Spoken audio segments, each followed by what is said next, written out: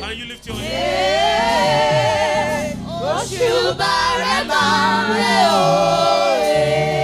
Ọba tó lẹ́mí rẹ̀ wherever you are, lift your hands to him.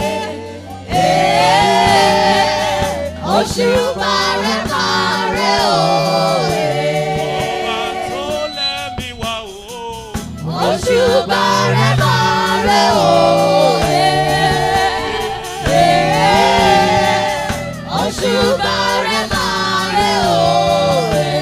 I will never be ungrateful to you, Lord. Wave your hands to him. I will never be ungrateful to you, Baba. I will never be ungrateful to you, Lord. I will never be ungrateful to you, Lord. I will never be ungrateful to you, Lord. I will never be ungrateful to you, Lord. I will never be, yes, I will never be. I will never be ungrateful to you, Lord. Amen. Amen. I'd like to remind everyone standing here Mo today fẹ́ rán gbogbo èèyàn tó ń bẹ níbí létí that you are in the month of March. pé oṣù kẹta ọdún la wà. And since January till now, many have gone. Láti oṣù kìíní títí di àkókò yìí, ọ̀pọ̀ ló ti lọ. It is by the faithfulness of God that we are preserved. Nípa ìbẹ̀rù Ọlọ́run ni a ṣe dá wa sí. It's not because you are intelligent. Kì í ṣe torí pé a ní ọgbọ́n. It's not because you are Kì rich. í ṣe torí pé a ní ọrọ̀. But God in His faithfulness Ṣùgbọ́n Ọlọ́run nínú òdodo rẹ̀, has kept you and watch over your household. ó pa ọ́ mọ́, ó sì dáàbò bo ìwọ àti ara ilé Is rẹ̀. anyone grateful to God here? Ǹjẹ́ èèyàn kan mọ̀ọ́re sí Olúwa ń bì bí? Is anyone grateful to Him Ǹjẹ́ èèyàn kan mọ̀ọ́re sí Olúwa for all that He has done? fún ohun gbogbo tí ó ti ṣe? For only Him, only Him. Nítorí pé òun nìkan ni. Without Him, we are nobody. Láìsí òun, a ò jẹ́ nǹkan kan. Lift your hands and worship Him. Ẹ gbé ọwọ́ yín sókè kí ẹ yin Olúwa. I will never be ungrateful to you, Lord. I will never be ungrateful to you, I will Lord. never be ungrateful to you. I will never be ungrateful to you, Lord. I will never be ungrateful to you, Lord. Amen. Wherever you are listening to me, hold the music, please. I'd like you to lift your voice and say thank you, Mo Father, fẹ́ kí a gbóhùn wa sókè kí a ní ẹ ṣeun Jésù for the gift of life, fún ẹ̀bùn ẹ̀mí, for the privilege you have given to me today fún àǹfààní tí ẹ fi fún mi lénìí to be among the living. láti pẹ̀lú àwọn alààyè ọkàn. Lift your voice and say, Father, Ẹ gbóhùn yín sókè kí ẹ ní bàbá mo dúpẹ́. I appreciate you. Mo mọ rírì rẹ. You are going to say, Father, Bàbá, like never before, bí a ò ti ṣe ṣe rí, touch my life today. fọwọ́ kan ayé mi lónìí. Make me have testimony Jẹ́ kí n ní ẹ̀rí rere lónìí. like never before. Èyí tí mi ò tí ì ní rí. Let today be marked a day of testimony. in my Jẹ́ kí life. ọjọ́ òní jẹ́ ọjọ́ ẹ̀rí fún mi. Are you praying? Ǹjẹ́ ò ń gbàdúrà? I'd like you to be intentional. Mo fẹ́ kí ẹ ní òkúnkúndùn. Let today be a day of transformation. in Jẹ́ my kí life. ọjọ́ òní jẹ́ ọjọ́ ìyípadà fún ọ. Pray to God. Ẹ gbàdúrà sí Olúwa. Thank you, Holy Spirit. In Jesus' mighty name we are praying. Most and everlasting God, we thank you for the gift of life and the privilege of celebration. We thank you for everyone here today. And we thank you for what you are set to do in our lives. Be exalted in the name of Jesus. Everyone here will go home with testimony. I say everyone here is going home with testimony. The Lord will surprise you.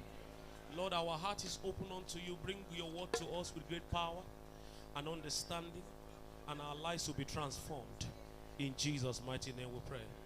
Before you sit down, Kí a tó jókòó, I'd like you to appreciate God with 3 wonderful hallelujah. mo fẹ́ kí a yin Olúwa pẹ̀lú hallelujah mẹ́ta. Because I know miracle has started already. Torí pé mo mọ̀ pé ìyanu ti bẹ̀rẹ̀ nísìnyí. I know transformation has begun. Mo mọ̀ pé ìyípadà ti bẹ̀rẹ̀. And I want you to acknowledge what God is doing. Mo sì fẹ́ kó mọ rírì ohun tí Olúwa ń ṣe. So I'd like you to gather the momentum on the inside of you Ẹ gbáradì fún hallelujah yìí. and shout from the inside. Kí ẹ sì pariwo láti inú yín. Because surely before the end of this year, Torí pé ní òtítọ́ mímọ́ kí ọdún yìí tó lọ sí òpin. there will be a shout of joy in your house. Ìró ayọ̀ yóò dún nínú ilé yín. I know Àmín. many of you are waiting for when we'll call prayer points. Ọ̀pọ̀lọpọ̀ wa ń dúró de ìgbà tí a ó pe àdúrà pàtàkì. But let me tell somebody beside you, say, Ṣùgbọ́n ẹ jẹ́ kí n sọ fún yín. sọ fẹ́ni tó wà lẹ́gbẹ̀ẹ́ rẹ̀, Tell someone beside you. that God has started already. Pé Olúwa ti bẹ̀rẹ̀ nísìnyí. Say he has started with me already. Sọ pé ó ti bẹ̀rẹ̀ pẹ̀lú mi nísìnyí. Because listen, as you are going to shout hallelujah, Bí a ó ṣe máa kí hallelujah yìí, healing will happen. ìwòsàn yóò ṣẹlẹ̀.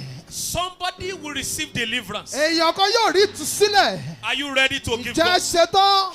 Gather the strength in you. Ẹ kó gbogbo ọkùnrin inú yín. Are you ready? Jẹ́ ṣetán bí? Shout hallelujah! Hallelujah! Listen, Bá many years ago, ọ̀pọ̀ ọdún sẹ́yìn, I want to tell you this so that you will not do it casually. mo fẹ́ sọ èyí fún yín kí ẹ má bàa mú ní ráńpẹ́. I was in the city of Zamfara Mo wà ní ìlú Zamfara for a crusade program, fún ìsọjí. and I was telling people to shout Mo sì ń sọ fún àwọn èèyàn láti pariwo. the way I just asked you. Bí mo ti ṣe sọ fún yín, And the Lord told me, say, continue to tell them. to Olúwa shout. wá sọ fún mi pé tẹ̀síwájú láti máa sọ fún wọn. At a point, I was tired. Ní ìkóríta kan, ó sú mi. The Lord said, just watch, just tell them to shout. Olúwa sọ fún mi pé ṣáà máa sọ fún wọn láti máa pariwo. All of a sudden, they were shouting hallelujah. Lọ́gán lójijì, wọ́n kí hallelujah yìí. The Lord opened my eyes. Olúwa ṣí mi lójú ẹ̀mí. I saw a man in the congregation. Mo rí arákùnrin kan nínú àpéjọpọ̀ náà. In the spirit, he was tied from his head down to his toes. Nínú ẹ̀mí, a dé láti orí dé ẹsẹ̀ rẹ̀. But physically, he was among those that were shouting. Ṣùgbọ́n ní ti ara, ó pẹ̀lú àwọn tó ń pariwo. And the Lord told me, say, watch what I'm doing right now. Olúwa wá sọ fún mi pé wo ohun tí èmi yóò ṣe ń So, sìn. as the man was jumping Bí arákùnrin náà ṣe ń fò sókè. and shouting, Tí ó sì ń pariwo. hallelujah, Hallelujah! hallelujah, Hallelujah! all of a sudden, Lọ́gán, the chains around him was broken. gbogbo ohun tí a fi dè ó sì já. And as you are going to shout now, Bí a ó ṣe máa ké báyìí. whatever is holding you will be broken away. Ohunkóhun tó bá ń dè wá yóò já sọnù Shout lónìí. hallelujah! Hallelujah! Glory! Hallelujah! Hallelujah! Hallelujah! Amen. Listen, Bá this is what God takes from us. ohun tí Olúwa ń gbà lọ́wọ́ wa rè. Praise. Ìyìn. You are going to do it the third time, A ó ṣe ní ìgbà kẹta. and the Lord will visit you. Olúwa yóò sì bẹ̀ wá How many wò. of you believe me? I said the Lord will visit you. Mélòó ló gbà mí gbọ́ pé Olúwa yóò bẹ̀ Shout wò? hallelujah! Hallelujah! Hallelujah. Hallelujah. Hallelujah. Thank you, Father. Thank you for what you are doing here, for what you're going to do again. Olúwa ṣe. Glory to you. In Jesus' name, we pray. Give God a big hand and take your seat. Ẹ pàtẹ́wọ́ fún Olúwa kí ẹ sì jókòó. Hallelujah. Amen.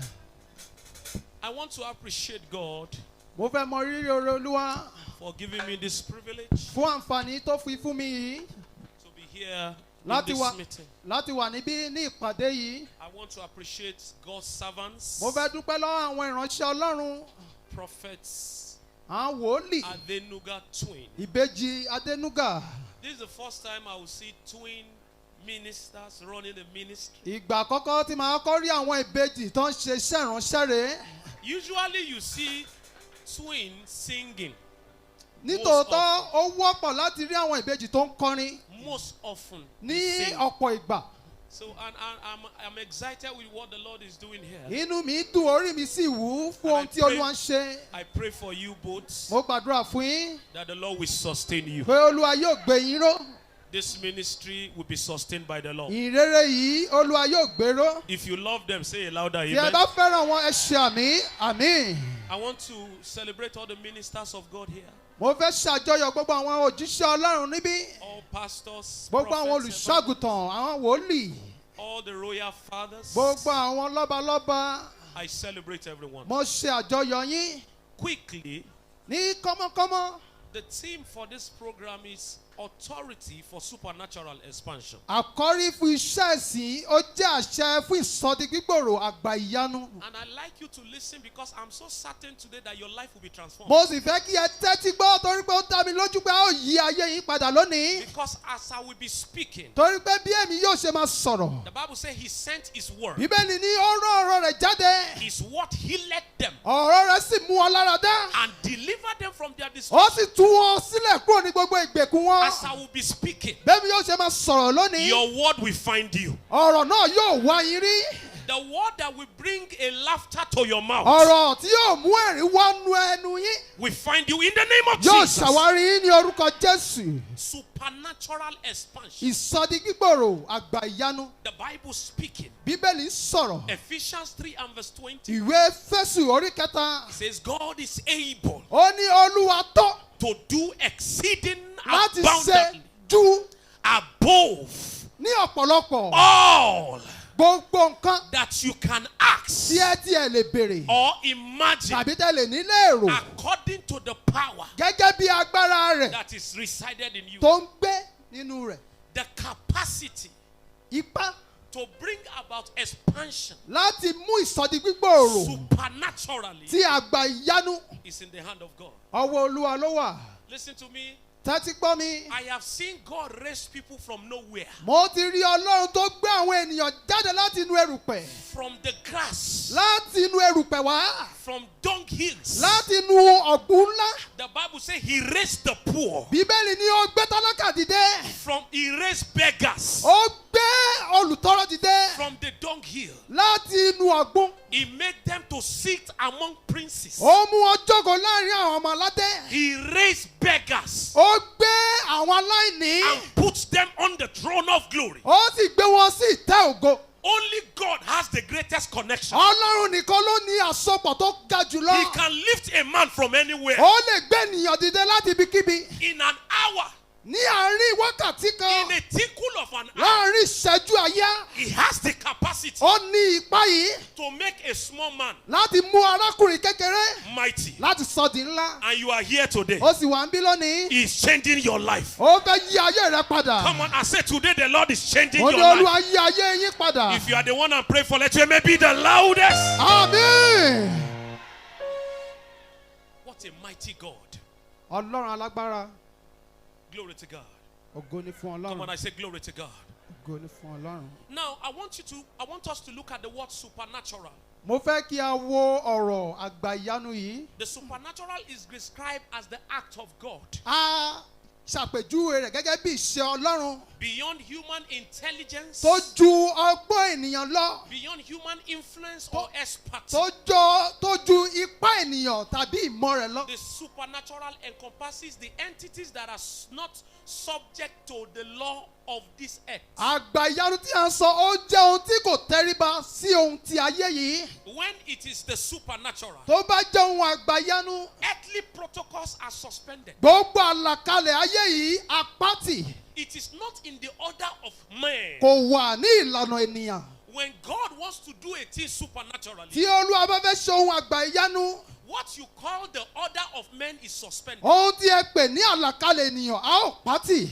Processes and protocol of men. Ohun ètò ènìyàn a ó pátì. The supernatural simply means beyond and above natural. Àgbà ìyanu yìí ó túmọ̀ sí ohun tó ju ìmọ̀ tàbí òye lọ. It is beyond what man can explain or what man can do. Ó kúrò nínú ohun tí ènìyàn lè ṣàlàyé rẹ̀. That's why it is called super. Ìdí èyí ni a ṣe pè ní àgbà ìyanu Above natural. tó ju ohun gbogbo tí à ń rí lọ. And listen to me, everyone here. Kí gbogbo èèyàn kó tẹ́tí gbọ́ mi. You might have been hearing it. Ẹ ti lè máa gbọ́ That something supernatural happened to someone. pé nǹkan àgbà ìyanu ṣẹlẹ̀ sí èèyàn kan. Today is your own experience. Òní ni tìrẹ. You are not here. Oh, I said see me? today is your own experience. Òní ni ìrírí tìrẹ. Àmín. And let me tell you, Ẹ jẹ́ ń sọ fún yín. in the supernatural, Nínú àgbà ìyanu yìí there are no limitations. kò sí ìdúwọ̀n. There is no limit to what God can do. Kò sí ìdúwọ̀n sí ohun tí Olúwa lè ṣe.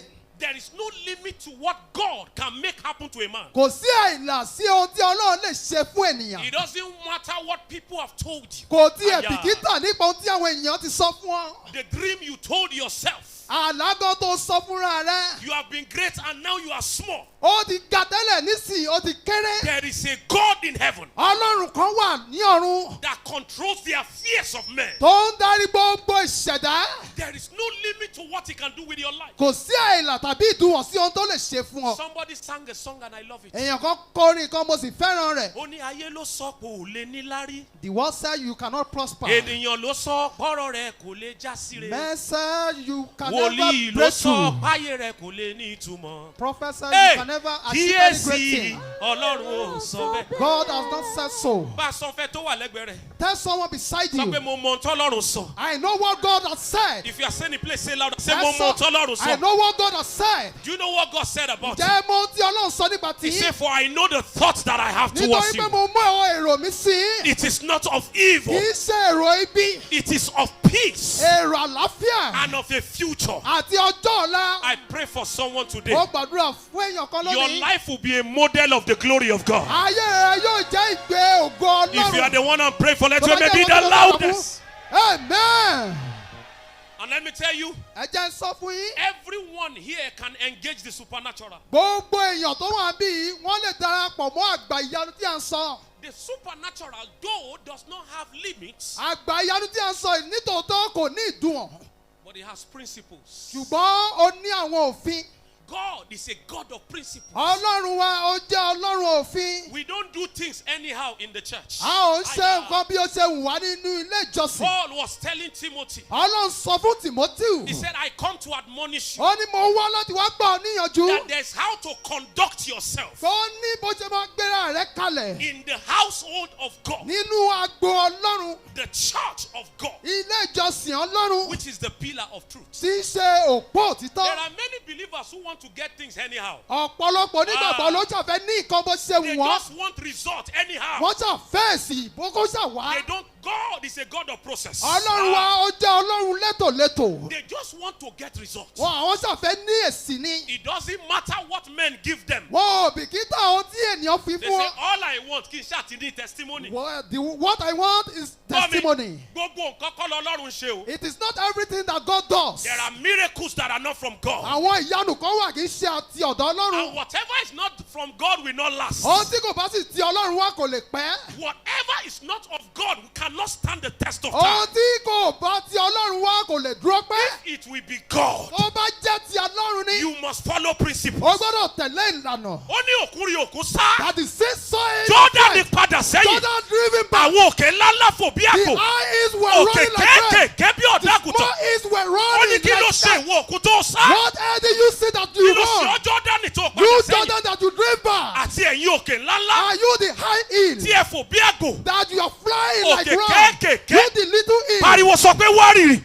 Tremble. Whatever. Tremble. Listen to me. Gbọ́ mi. Whatever is not of God Ohunkóhun tí kò bá ń ṣe ọ̀dọ̀ is Olúwa. a matter of time. Ó jẹ́ ohun ìgbà àti àkókò. It may shine today, Ó lè tàn lónìí. but tomorrow it will not be there again. Ṣùgbọ́n lọ́la ó lè má sí bẹ́ẹ̀ Let me mọ́. tap your neighbor. Say, wait on God. Sọ fún ẹni tó wà lẹ́gbẹ̀ẹ́ pé dúró de Olúwa. Say, wait on Ẹ God. dúró de Olúwa. We have a generation that doesn't want God. A ní ìran tí kò fẹ́ Ọlọ́run. They just want anything anyhow. Wọ́n ṣàfẹ́ nǹkan bó ṣe wù wọ́n. No, that is not my God. Kì í ṣe Ọlọ́run mi nìyẹn. It's a God that has principle. Ó jẹ́ Ọlọ́run tó ní ètò. And I'm going to be sharing with you, brethren, Èmi yóò sì máa bá yín sọ ẹ̀yin ará. the principles Àwọn ìlànà guiding the actions of God. tó ń darí ìṣe Ọlọ́run. Anywhere you see power demonstrations, Gbogbo ibi tí ẹ bá ti rí ìfarahàn agbára or you see miracles, tàbí tí ẹ rí ìyanu. if you don't find these principles, run away. Tí ẹ ò bá wá àwọn ìlànà yìí ẹ sá.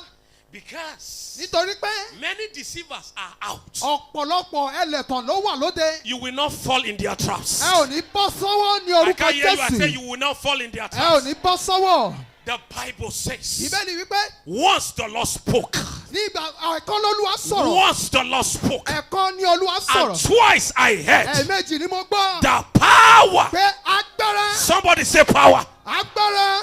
Once the Lord spoke, Ẹ̀kan lolúwa sọ̀rọ̀. and I heard Mo sì twice, gbọ́ lẹ́ẹ̀mejì. the Pé power agbára ni. belongeth to God. Àti ọ̀dọ̀ Olúwa ló ti Everybody wá. do your hands like this. Ẹ ṣe ọwọ́ yín Sọ báyìí. wípé alágbára lọ́lọ́run mi. Agbára, agbára, agbára ìpọ̀ o. May his power find expression on your life today. Kí agbára rẹ̀ kó wá àyè sínú ayé rẹ lónìí. Ẹ̀gbọ́n kan tí mo sọ. You can't May hear the me. power of Kí God agbára Ọlọ́run yìí find expression on your life kó farahàn nínú ayé yín lónìí. today. Lónìí. I say today. Okay, let me ask you. When are you receiving your miracle? Ọjọ́ wo lẹ̀ ń gba ìyanu yín?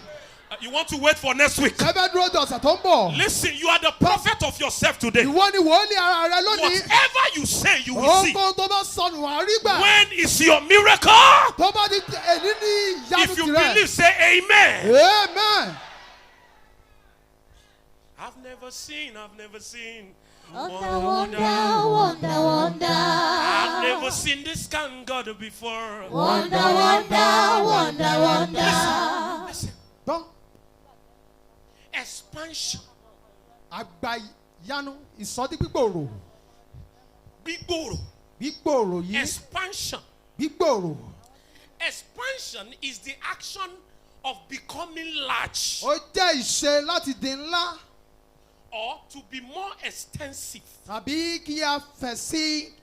The synonyms of extension, other words you can use for extension is increase, Àwọn ọ̀rọ̀ mìíràn tí a lè lò fún òun ní ìsọdí púpọ̀. growth, Ìdàgbàsókè. enlargement. Àti ìsọdí gbígbòòrò. There's someone here, Èèyàn kan wà bí. you have stayed in a tight place for long. Ẹ ti wà níbi tó há gágá fún ọjọ́ tó ti pẹ́. You have been in a corner where nobody is seeing you Ẹ for ti long. wà ní igun tí kò sí ẹnikẹ́ni tó rí yín. Your expansion begins today. Gbígbòòrò yìí bẹ̀rẹ̀ lónìí ní orúkọ Jésù. I have just told you that it takes God nothing to make you big. Mo ṣe sọ fún yín pé kò gbá Ọlọ́run ní ìkankan láti sọ yìí di ńlá. It doesn't take him Kò anything. gbá ní ìkankan.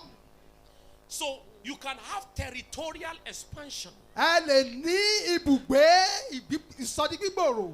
economic, which is financial and material expansion, Ti ìṣúná àti ohun ìní ti ìsọdí gbígbòòrò. mental, where your mind becomes big and you think like God thinks. Sí èrò ọkàn àti ọgbọ́n orí kí ẹ sì máa ronú bí Ọlọ́run ṣe ń ronú. And the most important of it, Àti ètò ṣe pàtàkì jùlọ. you can have spiritual expansion. Ẹ lè ní gbígbòòrò ti ẹ̀mí. Because no matter how big you come, Torí bó ti hù kí ẹ wá tóbi tó. if you are small spiritually, Tí ẹ bá kéré nínú ẹ̀mí, it's a matter of time. ó jẹ́ ohun ìgbani. The enemy will rob you.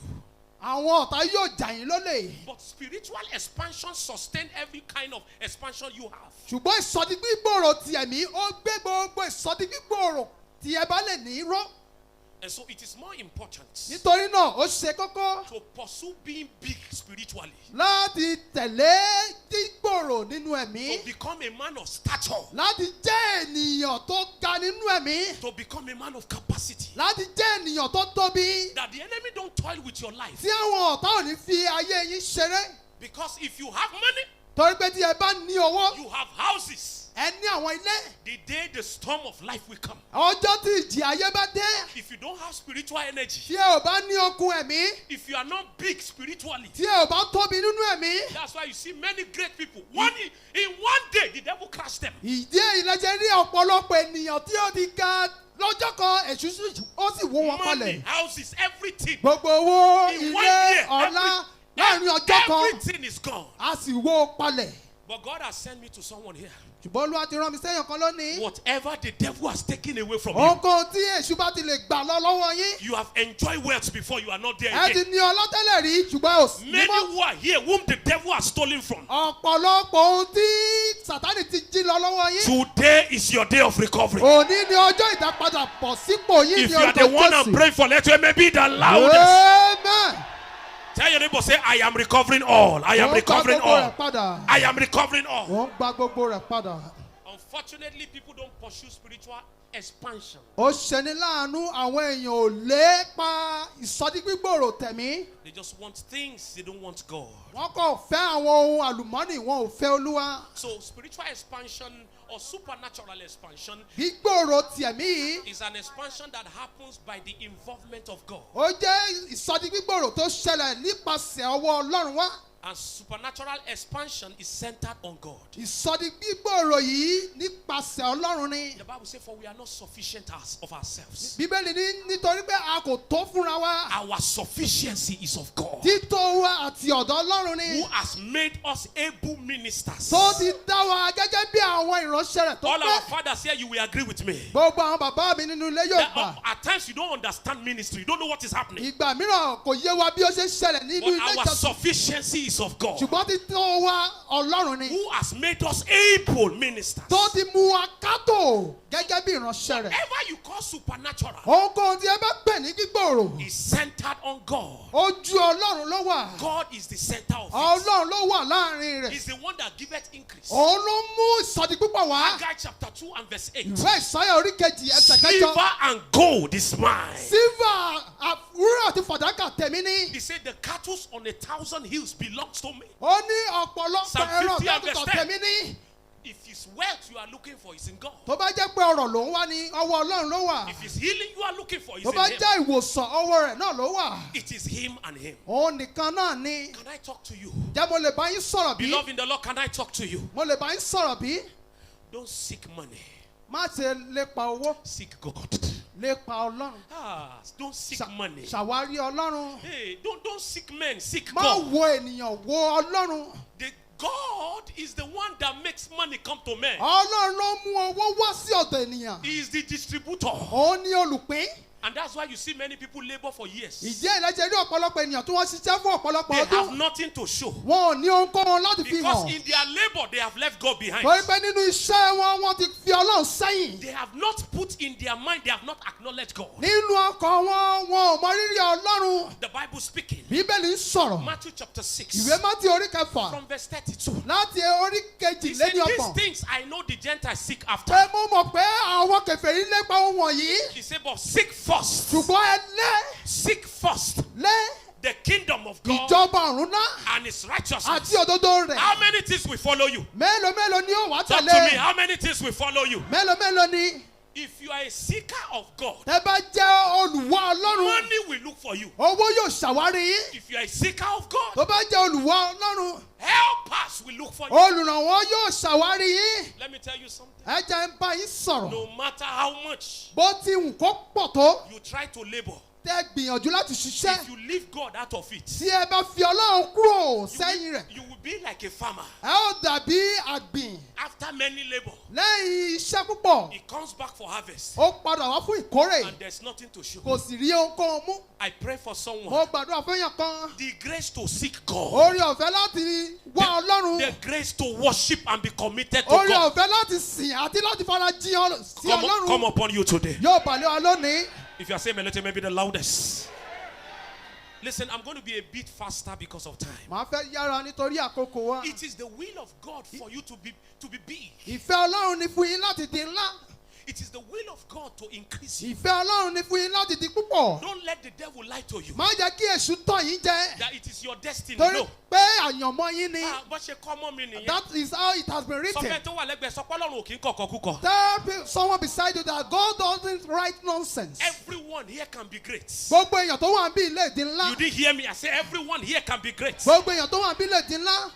The Yoruba people will say, wọ́n ní ojú ọ̀run tẹ́yẹ fò. That the sky is too far for the Everyone, bird to fly. God has designed it that way.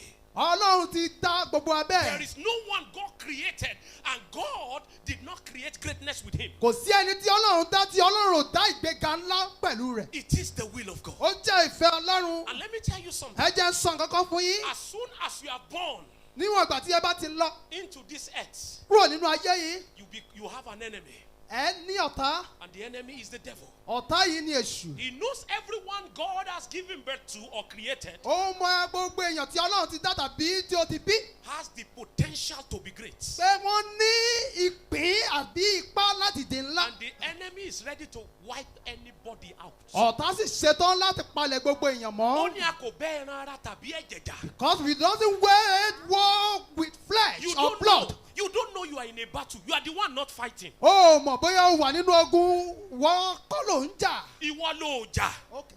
Yeah. Every day you wake up, gbogbo ìgbà tí ẹ bá jí the devil wants to bring you down. Sátánì fẹ́ fà yín wálẹ̀. But I declare over your life ṣùgbọ́n today, mo pàṣẹ sínú ayé yín lónìí. all the agenda of the enemy over your life, gbogbo àgbékalẹ̀ àwọn ọ̀tá lórí ayé they rẹ. will fail again. wọ́n yóò kùnà mí. I say it. I said they will fail again. wọ́n yóò tún kùnà If sí you are the i. one I pray for, let him be the loudest. àmín. Let me share a testimony with you. ẹ jẹ́ ń sọ ẹ̀rí kan pẹ̀lú yín. I want to use my life as a mo testimony. fẹ́ lo ìgbé ayé mi gẹ́gẹ́ bí ẹ̀rí. I was born in the city of Kano. a bí mi ní ìlú Kano. My father, a prophet. bàbá mi wòlíì. It was so tough for our family. kódà ó le koko fún ẹbí wa. I have 4 siblings, mo ní àwọn ìbátan mẹ́rin. and we were 5 of us, including me, márùn ni wá pẹ̀lú èmi. my father and my mother. bàbá mi àti ìyá mi. We lived in one room, à ń gbé nínú yàrá kan ṣoṣo struggling. tí à ń làkàkà. At times we wake up, we don't know what to eat. ìgbà mìíràn tá a bá jí a ò mọ ohun tí a ò jẹ. We just believe anyhow we will be fed. a ṣáà gbàgbọ́ pé bó ti ń kórí a ó rí nǹkan jẹ. While in that calamity, nígbà tí a wà nínú ìpọ́njú yìí. I began to have revelations. Mo bẹ̀rẹ̀ sí ní rí ìran. I began to have mo revelations. bẹ̀rẹ̀ sí rí ìran. And I saw the future. mo sì rí ọjọ́ ọ̀la. I saw greatness. mo sì rí ohun ńlá. I saw that every one of us built our houses. mo rí pé gbogbo wa kọ́ ilé wa. Remember, we were in one room. ẹ rántí pé yàrá kan la wà. I began to see the vision of my ministry. mo bẹ̀rẹ̀ sí rí ìran ìrere mi And like a play. gẹ́gẹ́ bí eré. And my life began to change. ayé mi sì bẹ̀rẹ̀ sí yí padà. The Lord called me, he said, leave Kano. Olúwa pè mí pé kúrò nílẹ̀ Kano. He showed me the city of Ibadan. ó fi ìlú Ìbàdàn hàn mí. I saw the whole city at a glance. mo rí gbogbo ìlú yìí nínú jígí. At a glance. mo rí gbogbo rẹ̀ ní ojú kan náà. God bless you. And the Lord told me, he said, I will establish you here. Olúwa sì ní èmi yóò fi ìdí rẹ̀ múlẹ̀ ń bí. Remember, rántí where we were, níbi tí a wà. 7 family in one room. ẹbí 7 méje nínú members of a yàrá family. kan. àwọn ẹbí méje nínú yàrá kan. And God was showing me that. Olúwa sì fi ohun láwọn yìí hàn mí. Every tap your neighbor, say, write the vision. fọwọ́ kan ẹni tó wà lẹ́gbẹ̀ẹ́ rẹ̀. Say, write the vision. Make it plain. jẹ́ kó Though it may tarry. nítòótọ́ lè pẹ́. Come on, say, though it may tarry, tòótọ́ lè pẹ́. but it will come to ṣùgbọ́n pass. yóò wá sí ìmúṣẹ. How many of you believe? Amen. Gbogbo ìran rere tó o ti ní, Every of your good dreams. the ones you have heard, tí ẹ ti gbọ́. the ones God showed you, tí Olúwa ti fi hàn yín. they will become your reality. yóò wá sí ìmúṣẹ. If you believe, shout gbàgbọ́ yes. sọ pé bẹ́ẹ̀ ni. Kò sí nǹkan kó dùn bí kí ìránṣẹ́ mọ́yàn lára. there is nothing that is too sweet for your dream to come Some true. of you, the prophecies you have heard, you don't need to hear another one to become great. ọ̀pọ̀lọpọ̀ àsọtẹ́lẹ̀ tí ẹ ti gbọ́ ẹ ò tí ẹ nílò ìmíràn láti di ńlá gan. Whatever is causing prophecy to fail in your life, ohunkóhun tó bá ń mú kí ìran máa kùnà nínú ayé I yín. stand as God's prophet and I mo speak. dúró gẹ́gẹ́ bí ìránṣẹ́ Ọlọ́run The báyìí. Lord is bringing them down. Olúwa mú wọn palẹ̀ lónìí. In the name of Jesus. ní orúkọ Jésù. Sit down. ẹ jókòó. And so the Lord told me, Olúwa sì sọ fún mi. I worked in the bank for 7 years. mo ṣiṣẹ́ ní ilé ìfowópamọ́ fún The ọdún Lord- méje. He told me to resign and I left. Ọlọ́run sì ní kí n kúrò bẹ́ẹ̀ mo sì kúrò. He told me to go to the city of Ibadan and I listened. Olúwa ní kí n lọ sí ìlú Ìbàdàn. So we started a ministry a sì bẹ̀rẹ̀ ìrere ń bẹ̀. in a very small place. ní ibi kékeré kan. After like 4 or 5 years, lẹ́yìn ọdún mẹ́rin márùn-ún. I saw in a revelation. mo rí nínú ìran. Remember, I'm telling you that anytime God wants to increase you, the devil will rise. rántí pé mò ń sọ fún yín pé ìgbàkigbà Listen. tọ́lọ́run bá fẹ́ sọ yín di púpọ̀ And èṣù in yóò that, dìde. in that revelation, nínú ìran náà I was in a congregation mo wà nínú àpéjọpọ̀ of báyìí of our church tí setting. í ṣe ilé ìjọsìn wa. As I was ministering, bí mo ṣe ń wàásù light went off. iná sì kú. And so people started owning their phones. àwọn èèyàn bẹ̀rẹ̀ sí tan Just ẹ̀rọ like- ìbánisọ̀rọ̀ wọn. And all of a sudden, the sound system ceased. lọ́gán ohun tí a fi ń sọ̀rọ̀ yìí ó sì dákẹ́jẹ́. There was commotion in the congregation. ìrúkèrúdò sì wà nínú I agbo. was asking the engineer, what happened? mo wá bèrè lọ́wọ́ ẹni tó ń darí móhùn yìí jẹ́ kí ló ṣẹlẹ̀. Light came back, but there was no sound. ìmọ́lẹ̀ padà wá ṣùgbọ́n kò sí ohùn mọ́. He said he too doesn't know. ó ní kò yé òun gan. So in that revelation where I was standing, nínú ìran yẹn níbi tí mo wà. the Lord said, look. Olúwa ní wò I ó. said, what are you showing me? mo ní kí ló fi He hàn said, mí. go close to the wires. súnmọ́ àwọn ohun iná yìí. In that revelation, as I moved close, bí mo ṣe súnmọ́ nínú ìran náà. I saw a goat eating wire. mo rí ewúrẹ́ kan tó ń jẹ wáyà. Ṣebí koríko lewúrẹ́ ń jẹ. He goat was, eat grasses. he was eating it. ewúrẹ́ ń jẹ wáyà. gbà. And then the Lord said to me, Olúwa sì sọ fún mi. only that's the reason your voice cannot be heard. Ó ní ìdí èyí ni a ò ṣe lè gbọ́ ohùn rẹ. Listen to me. Tẹ́tí gbọ́ mi. I used to think I had influence Mo tiẹ̀ máa ń wò pé mo ní ipá. until God showed me that revelation. Àfìgbà tí Ọlọ́run fi ìran yìí hàn mí. That there are higher places you have not entered. Pé àwọn ibi gíga kan wà tí o tí wọ̀. Because something was stopping your voice. Tí nǹkan sì ń di ohùn rẹ lọ́nà. I want to pray for someone. Mo fẹ́ gbàdúrà fẹ́yàn kan. Whatever is killing your influence, Ohunkóhun tó bá ń bo ipá rẹ mọ́lẹ̀. the Lord set them ablaze today. Olúwa fi iná jó wọn lónìí ní orúkọ Jésù. Ẹ máa gbọ́. Listen. Sit down, please. Ẹ jókòó. Mo wá sọ fún ewúrẹ́ yẹn. I told the Mo goat. ní so ìwọ ló jẹ́ kán gbóhùn mi. So you are the one that doesn't allow them to hear my voice. And I held it by the neck. Mo sì gbá ohùn rẹ̀ mú. Gbogbo ènìyàn bí ewúrẹ́. Every man like goat. Ewúrẹ́ bí ènìyàn. Goat like man. Tó lóòní sinmi. Saying that you won't rest. The judgment of God is coming on them Àjọ today. Ọlọ́run wà lórí wọn ní orúkọ Jésù. So I held it down. Mo sì dé mọ́lẹ̀. I put it under my feet. Mo fi sí abẹ́ ẹsẹ̀ mi. As soon as I began to speak in tongues, Lọ́gán bí mo ṣe ń fi èdè fọ̀. the face started changing to the face of a man. Ojú ewúrẹ́ bẹ̀rẹ̀ sí yí padà sí ojú ènìyàn. And so I told myself, Mo wá sọ fúnra mi. I will not bother to see who the person is. Mi ò ní dá ara mi láàmú láti mọ irú èèyàn And tó so jẹ́. I put my leg on it Mo fi ẹsẹ̀ mi lé lórí. and I continued to speak Mo sì bẹ̀rẹ̀ sí fèdè fọ̀. until life left it. Àfìgbà tí ẹ̀mí fi ayé rẹ̀ It lẹ̀. was the same year Ọdún kan náà that God enlarged us. ni Ọlọ́run sọ wá di ńlá. He gave us a property. Ó fún wa ní ohun ìní. He built a cathedral for Ó us. kọ́ ilé ìjọsìn ńlá fún wa. Listen to me. Tẹ́tí gbọ́ mi. You have slept too much. Ó ti sùn jù. You have slept too much. Ó ti sùn jù. And the devil has robbed you too much. Sàtánì sì ti jà ọ́ lólè But jù. today, Ṣùgbọ́n lónìí, I speak as God's servant mo over your life. sọ̀rọ̀ gẹ́gẹ́ bí ìránṣẹ́ Ọlọ́run. Gbogbo olè tó ń jà ọ́ lólè. Every robbery that has been robbering your life. Stealing from you. Ó ti ń jà yín lólè. I speak by the authority of Jesus. Pẹ̀lú àṣẹ Jésù. You are delivered from them. A gbà yín lọ́wọ́ rẹ̀. If you are the one I'm praying for, let your amen be the loudest. Ẹ Celebrate Jesus and take your seat. ṣàjọyọ̀ Olúwa kí ẹ sì jókòó. You are the one that is not fighting. Ẹ̀yin ni ẹ ò jà. Don't sleep. Tap your neighbor. Say, don't sleep. Sọ fún ẹni tó wà lẹ́gbẹ̀ẹ́ rẹ̀ má ṣe sùn. Say, don't sleep. Má sùn. Yeah. If you sleep in this life, Tó bá sùn nínú ayé tí a wà yìí, the enemy will attack you. àwọn ọ̀tá yóò bá yín jà But the gidi Bible says, gan. for there's no weapon that is formed against you. Kò sí ohun ìjà kan tí a bá gbé dìde lòdì That sí shall mi prosper. tí yóò ṣe rere. And every tongue that rises against Gbogbo you, àwọn in tó bá judgment, sì dìde lòdì sí mi ní ìtẹ́ ìdájọ́ they shall be condemned. ni a ó dá lẹ́bi. If you believe, say amen to that. Amen. Now, quickly, Ní ojú number ẹsẹ̀. one principle of expansion.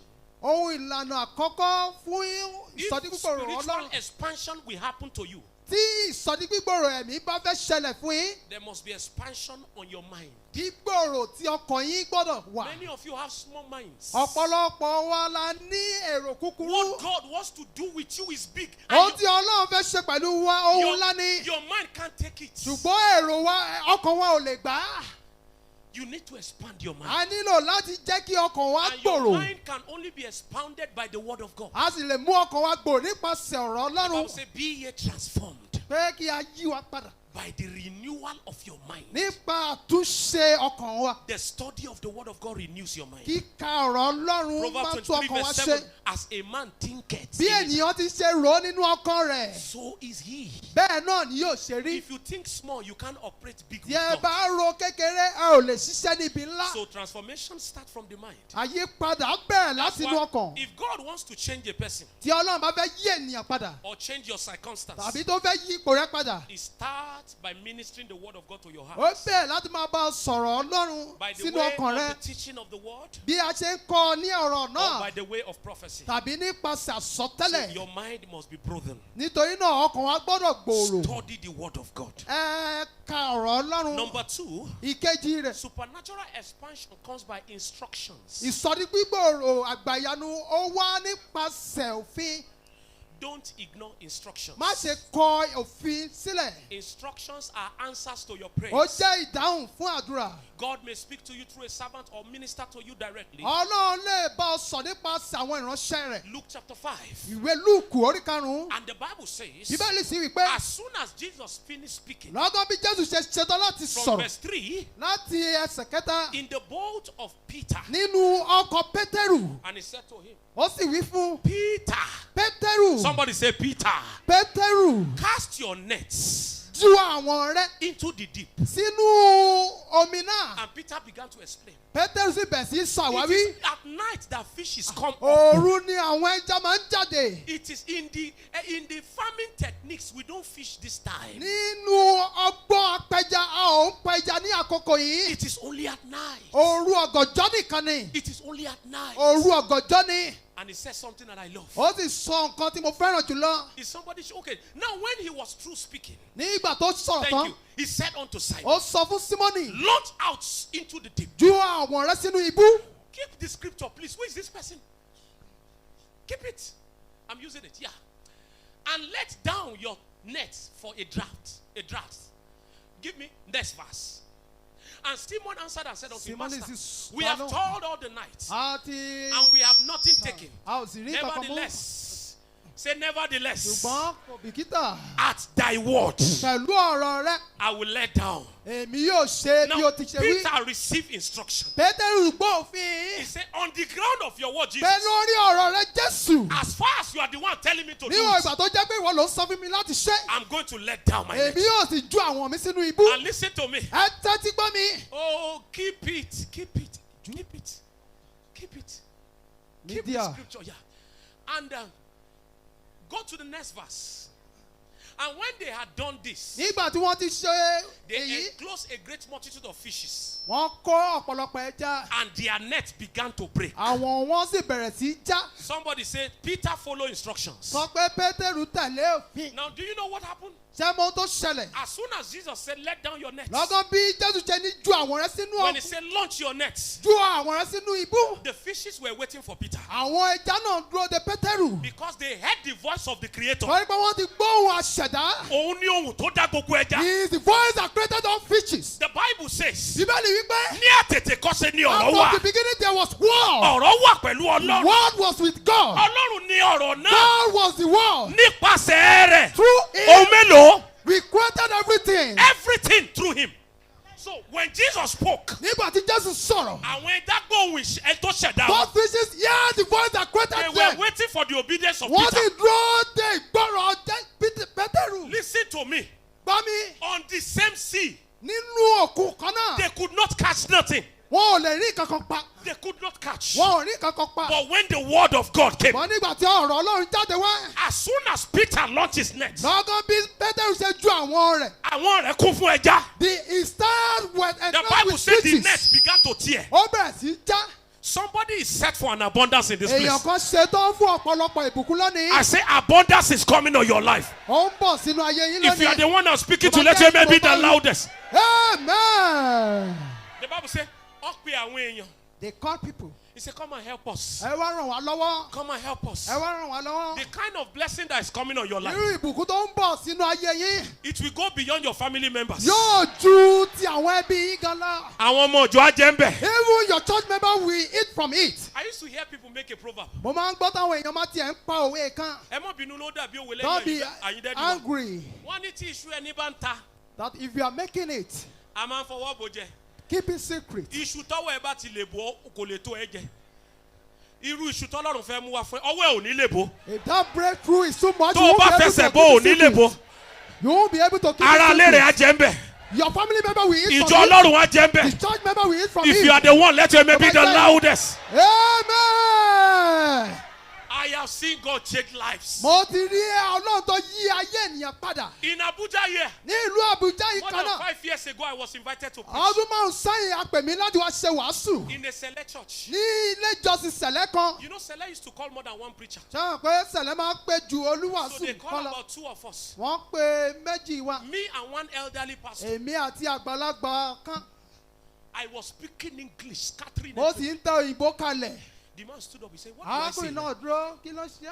He said, what do I say? Kí ni ohun tí mo wá fẹ́ sọ And báyìí? the man said, let me share a testimony. Wọ́n á jẹ́ kí n bá ọ sọ ẹ̀rí kan. He said he built his church. Ó ní òun kọ́ ilé ìjọsìn òun. He said when they started, Ó ní nígbà táwọn bẹ̀rẹ̀. he sent SMSs to all the people that was on his contact. Ó fi àtẹ̀jíṣẹ́ ránṣẹ́ sí gbogbo èèyàn tó wà lórí ẹ̀rọ ìbánisọ̀rọ̀ In this rẹ̀. same town. Ní ìlú yìí kan Tap náà. your neighbor. Say your miracle is in this town. Sọ fún ẹni tó wà lẹ́gbẹ̀ẹ́ rẹ̀ pé ìyanu rẹ̀ wà ní ìlú yìí. Àwa tá a wá àgbà tiwa ká We tó that lọ. are here, we will receive our own before we left. Yeah, Before I go, I will receive my own. Listen. He sent tests everywhere. Ó fi àtẹ̀jíṣẹ́ ránṣẹ́. All of a sudden, he received a call from one woman. Lọ́gán ó sì gba ìpè láti ọ̀dọ̀ Ó ní arábìnrin gbogbo kan. àwọn tó jẹ́ ọ̀rẹ́ òun pastor. All my friends, Pé kò bá jẹ́ blọ́ọ̀kù kan fi ránṣẹ́. even if it is one block, send it to me. None of them responded to him. Ó ní kò sí èyí tó gbọ́ ìpè òun. Tell your neighbor, say God is about to respond to you. Sọ fún ẹni tó wà lẹ́gbẹ̀ẹ́ rẹ̀ pé Ọlọ́run ṣetán láti gbọ́ tirẹ̀. Ó ní obìnrin yẹn bá pè ó. And this woman called him. Pé hello, Hello? I saw this SMS, I don't know you. Mo rí àtẹ̀jíṣẹ́ mi ò sì mọ̀ yín. Who are you? Táwa nìyí. He said, I'm sorry, it's a mistake. Ẹ jọ̀ọ́ ẹ má bínú, ó dàbí pé àṣìṣe Bí ni. kéèyàn fẹ́ tẹ 5-6 kó wá tẹ 6-5. Just like you want to press 5-6 and you press 6-5. The woman say, okay, I want to know you. Ó ní arábìnrin náà ní mo fẹ́ mọ̀ yín. Can you come to my house? Ǹjẹ́ ẹ lè wá sílé mi? The minister of God climbed bike and went. Ìránṣẹ́ Ọlọ́run sì gbé ọ̀kadà ó lọ sí He ilé didn't have a arábìnrin. car. Torí pé kò ní ọkọ̀. As soon as he got there, Lọ́gán bí o ṣe débẹ̀. the woman was sitting on money. Arábìnrin jókòó lórí owó. Ẹni tó máa gbé ẹrù ayé rẹ̀. That person that will carry the Ọwọ́ Lord tí of your life. Ọlọ́run á lò. The hand that God will use. Tí ìdààmú rẹ̀ á fi lọ. That your affliction will go back. Ọlọ́run gbé pàdé rẹ̀ lẹ́nu. God will let the hand reach you in Jesus' name. Please sit down, let me Amen. share this testimony. Ẹ jókòó kí ẹ gbọ́ ìrí náà. And the man said, Arákùnrin náà sì wí pé the woman said, come, what do you want? kí lẹ fẹ́. We are trying to build church. À ń gbìyànjú láti kọ́ ilé He ìjọsìn ni. didn't know her before. A ò mọ̀ tẹ́lẹ̀. The man didn't know her before. Arákùnrin yìí ò mọ̀ tẹ́lẹ̀. And the woman said, Arábìnrin náà sì wí pé where's your car? ọkọ̀ yín dà. He said, I don't have a car. Ó ní èmi ò lọ́kọ̀. The man looked at the garage. He said, before I start, Arábìnrin náà wò ó. pick one car from the garage and go home. Ó ní kó wo ọgbà òun. Wá Listen, ọkọ̀ kan tó he wọ̀ said ọ́ láti it gbé was lọlé. that woman that single-handedly built the church. Ó ní arábìnrin nìkan ló dá kọ́ ilé ìjọsìn yìí. SMS ló fẹ́ ṣe. He wanted to test an Ó wá SMS sí nọ́mbà tẹ̀. and he missed some numbers. What will happen that is beyond your explanation? Ohun tí yóò ṣẹlẹ̀ tí yóò ju ìmọ̀ òye yín lọ. May God make it happen to you. Olúwa jẹ́ kó ṣẹlẹ̀ fún yín. Àmín. Listen, Gbọ́. a lady, our church member, Arábìnrin kan tó jẹ́ ọmọ ìjọ wa. she's in our church right now. Ó wà ní ìjọ wa She báyìí. was in UI Ó wà ní yunifásitì tí during a the dárúkọ yìí. government of Ladoja. Ní ìgbà ìjọba Ládọjà. And somebody, she went to a church, one called church lower. They are building a church. The pastor said, is there anyone that can bless us? Our roof, Ojoro roof washi. Olùṣọ́àgùtàn náà ní ṣé a rí ẹnikẹ́ni tó lè bùkún wa. So láti- she had her school fees in her pocket. Ó ní owó ilé ìwé rẹ̀ ní àpò. Ó ní ẹ̀mí Ọlọ́run sọ pé kóun kó He kalẹ̀. said the spirit of God told her to let the money Ó out. nìkan wá jáde ó bá kówó school fees kalẹ̀. She alone came out and give out the And money. the man of God prayed for her. Ènìyàn Ọlọ́run sì gbàdúrà Ó ní fún bó un. ṣe pa wá lẹ́rìn kọ́ lóun pa ẹ́ lẹ́rìn. As you have made us laugh, may God make you laugh too. The lady left. Ó sì lọ. And so told her mother, I've given my money to, and their mother Ó started lọ sọ shouting. fún ìyá rẹ̀ pé mo ti fi owó mi They fún gave her òjíṣẹ́ another náà. money. Wọ́n tún wá owó mìíràn wọ́n kó fún And so un. she remembered somebody was owing her 100 naira. Ó wá rántí pé èèyàn kan jẹ́ ní Torí- 100 náírà. Kò sówó tó fẹ́ lóun school mọ́. No money to use. Ló bá pe ẹni náà. He called the person Ló wá bẹ̀ sí pariwo ló ń ṣépè fún and he lórí. was shouting. Wà á bá gbé 100 naira mi. So something will Don't happen. pretend àbí. Yeah, you are pretending. The person said, mi ìmọ̀ ẹ́ The person rí. was replying, I don't know you. Àṣé sẹ́nétọ̀ kan ló ṣìpè l'Abuja. Without knowing that he mistakenly called a Ibi senator. tó ti ń dá yìí nọ́mbà. So ó ṣàn bú ìyẹn ó pariwo mọ́ lórí fóònù. Ìyẹn ó wá kọ́ tiẹ̀. Ìyẹn wá He pé cut. padà. Thank you. Ìyẹn wá pé padà. That person called her back. Bí ẹ ṣe pé pa ó ní madam, Madam, hear my voice. gbóhùn mi. I don't know you. Mi ò tiẹ̀ mọ̀. Ó ní ẹ mọ́ bínú dádì mo ṣe. Don't be annoyed with me, Ó ní kí please. èló ló jẹ́. How much did the person owe you? 100 naira. Just 100 naira. Ó ní lọ ṣépè tó yẹ. You are cursing because of 100 naira? Ó ní 100 naira. Just because of 100 Ó naira. ní ìlú bo ló wà. Where are you living? Ó ní Ìbàdàn ni. She said Ó Ibadan. ní mò ń bọ̀ government house ó lè pàdé He mi. said, I'm coming to the government house. Ó Can ní you meet me there? Wọ́n ò ní jẹ́ wọlé. They won't allow me to enter. Ó ní dúró sẹ́nu gate. Just wait at the gate. The man didn't tell her who he was. Arákùnrin yìí ò tiẹ̀ sọ orí èèyàn tó He jẹ́ flew fún. from Abuja and was at the secretariat calling kò tí òun gan ò tí ì débẹ̀. The man has not even got there. Ọkùnrin yẹn ló ń pè é. The man was calling her. Was asking her, where are you?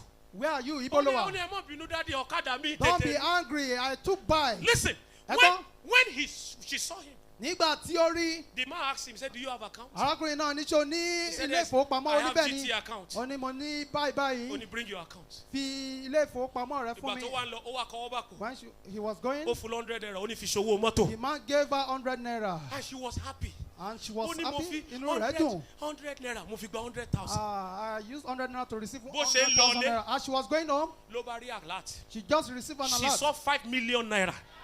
Ó sì rí mílíọ̀nù márùn-ún. Ẹ máa gbọ́, Listen, ẹ̀rù bà.